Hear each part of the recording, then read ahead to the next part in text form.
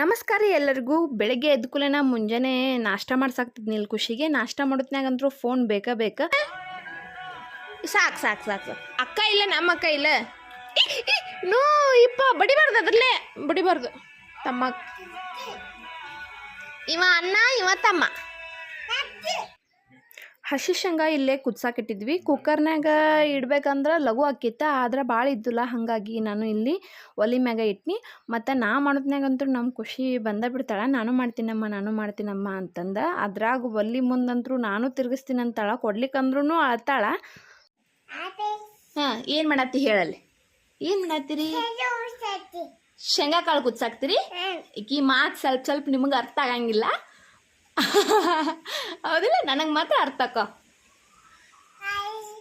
ಸಿಕ್ರಿ ಖುಷಿ ಮೇಡಮ್? ನೀವ ಹೊಡಿತೀರೇನ್ರಿ ಮನ್ಯಾಗ? ನೀವು ಸ್ಕೂಲಿಗೆ ಯಾವಾಗ ಹೋಗ್ತೀರಿ?